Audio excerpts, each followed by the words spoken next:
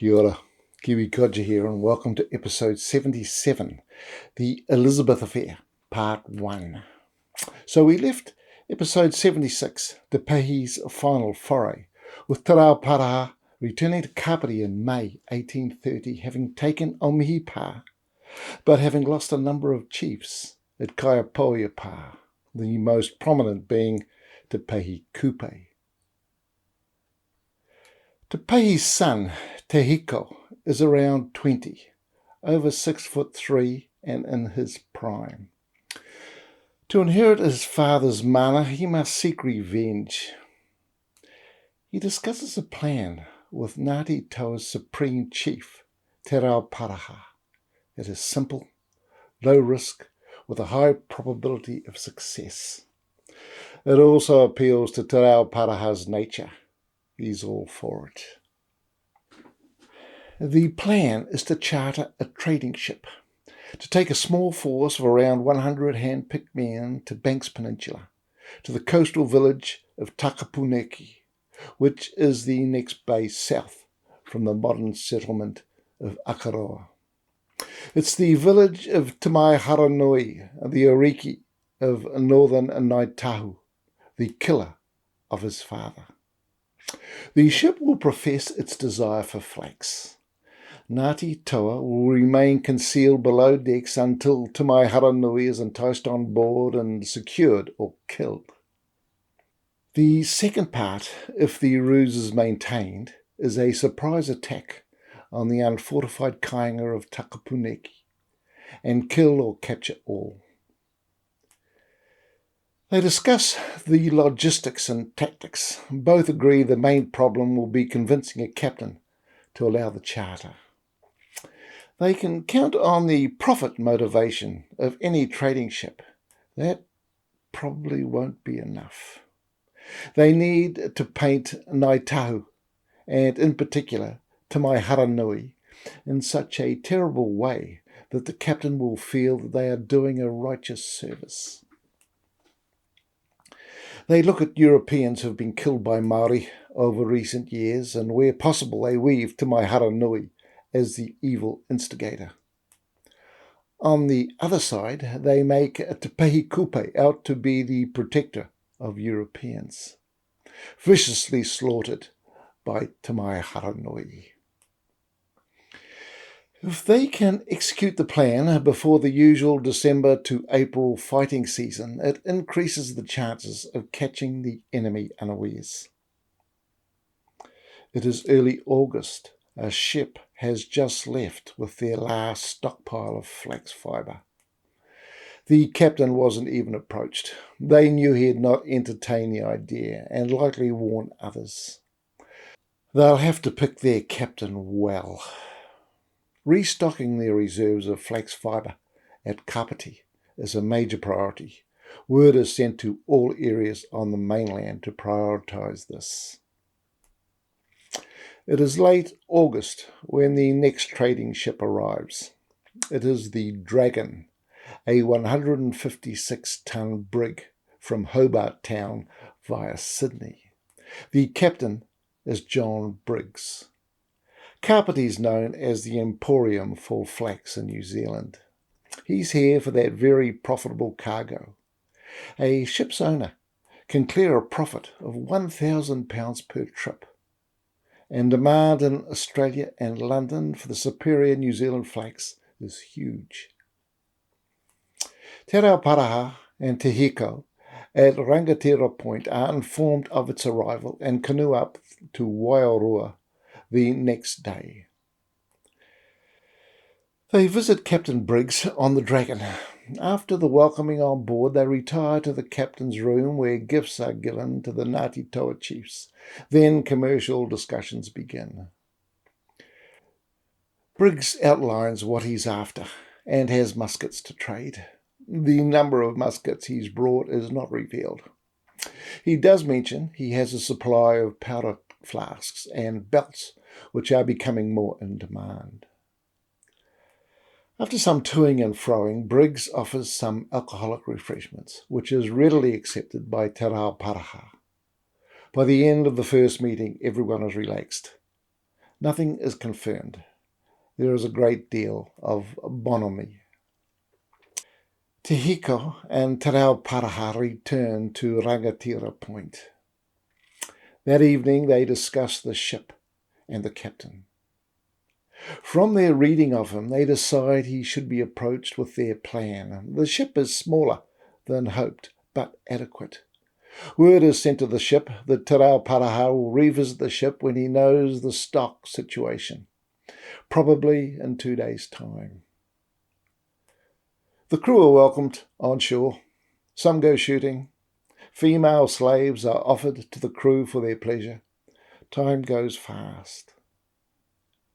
Te Hiko and Te Rauparaha are ready. Their negotiating position and how they will introduce the plan agreed.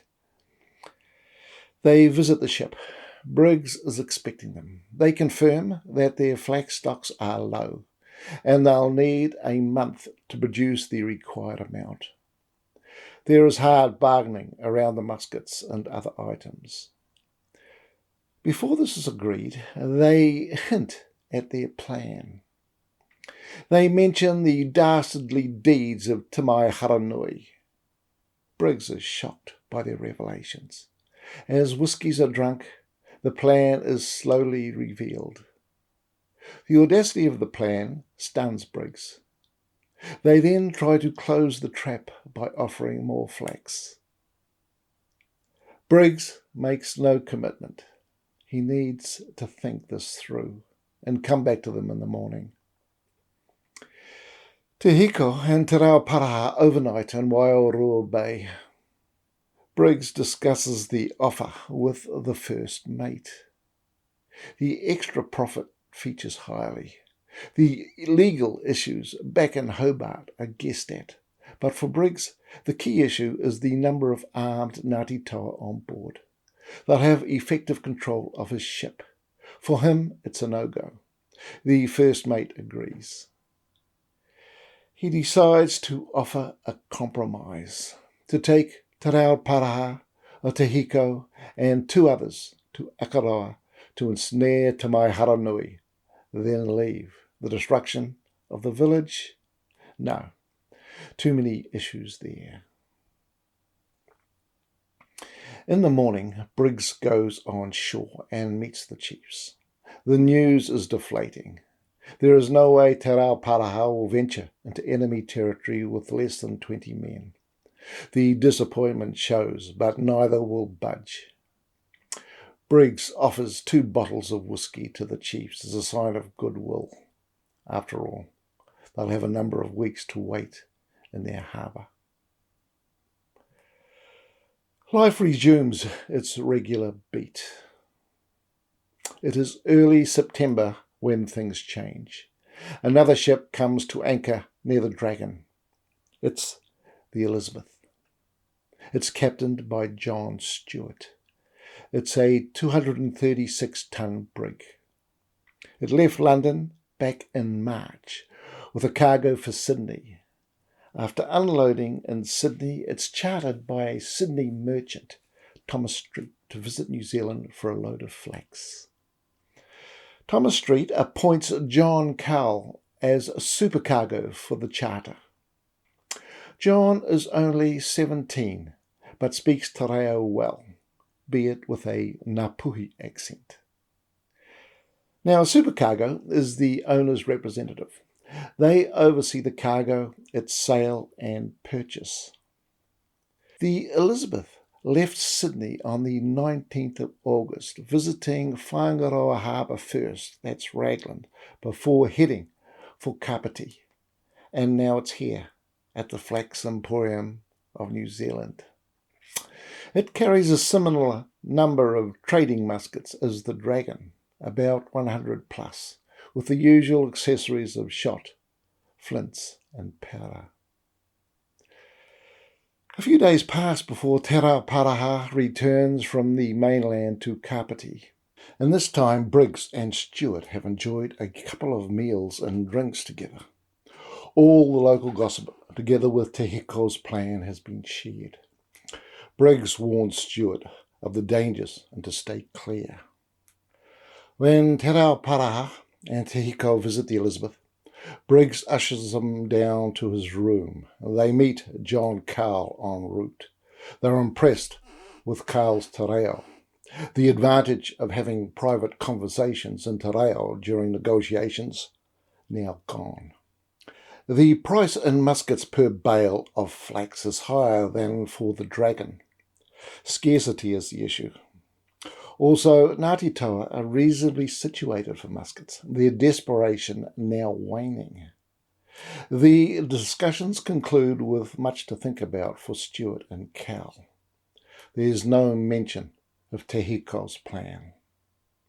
For Stuart and Cal, there is disappointment. The word in Sydney before leaving was that flax was presently scarce in New Zealand, and so it proves to be. The tough negotiating position taken by Te Rauparaha confirms this. The likelihood of others having flax is slim. Captain Briggs has first call on flax presently being produced. Things are grim. For Te Rauparaha and Te Hiko, there is also much to discuss. Time is marching on. The window of opportunity is closing. They rightly assume that Briggs has told Stuart of Te Hiko's plan. If the Elizabeth leaves, word of the plan is sure to spread. They will make an offer to keep them at Kapiti. They suspect that Briggs's main objection was the security of his vessel. They need a way to calm those fears with Captain Stuart. At the next meeting, the plan is mentioned and the terrible deeds of Te Maiharanui outlined, but Stuart is not pressed for any decision. A reasonable price is requested for the flax, quite acceptable to Cal. The only issue is delivery time. Briggs is to be satisfied first, Stuart and Cal second. Te Rauparaha makes over-optimistic predictions for its delivery to keep Stuart at Waiorua. There are frequent trips to the Elizabeth by the chiefs, each trip engendering friendship, honour and trust. They have now been there 5 long weeks. The amount of flax delivered to the Dragon has been monitored by Stuart and confirmed by Briggs. Cal has been to the mainland and observed the flax production. He's monitored the flax plantations, the workforce and the drying whares. At this rate, the Elizabeth will not have her cargo full until the new year. The pressure on Cal and Stuart to abandon the trip and return empty would leave everyone out of pocket, and Cal and Stuart's reputations diminished. At the next meeting with Te Rauparaha and Te Hiko, they show more interest in the plan and ask for more details. There is the usual dose of anti-Te Maiharanui propaganda thrown in for good measure. After the meeting, Cal and Stuart discuss the charter again. Their bias is now to believe the propaganda. It morally fits with their commercial desire to accept the charter. Their trust in Te Rauparaha has increased, their arguments for refusing the charter decreasing with every passing day. In a short time, they convince each other they have an obligation to rid New Zealand of the evil Te Maiharanui. At the next meeting, they agree to the charter. Te Rauparaha will prioritise the Elizabeth for flax. It is also implied that 50 tonnes of flax is the cost of the charter. The rest of the meeting discusses the parameters and logistics of it all. They agree to take 100 warriors plus chiefs. They will bring their own provisions to cover 2 weeks. At the end of the meeting, all celebrate with multiple toasts to each other. The die is cast.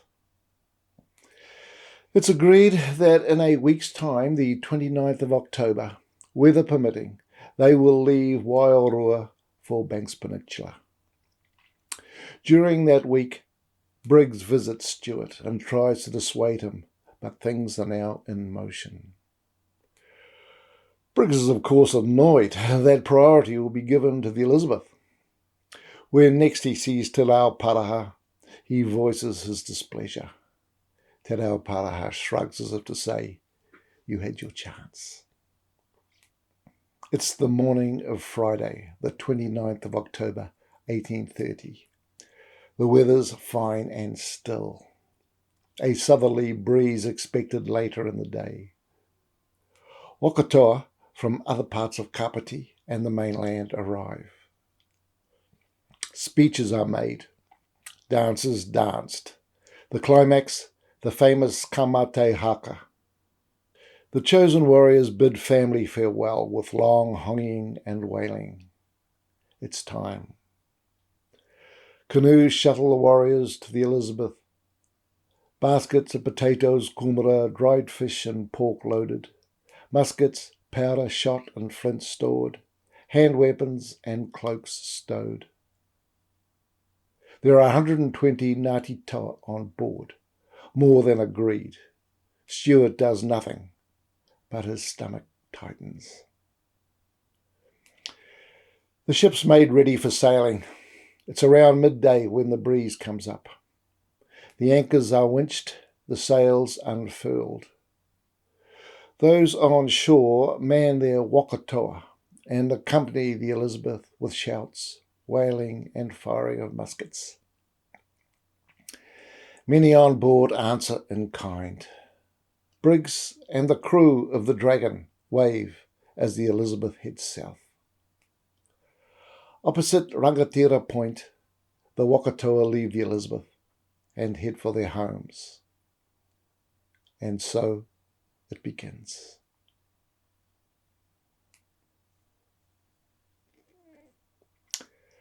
Well, folks, that's the end of episode 77, part 1. The references I've used are listed below.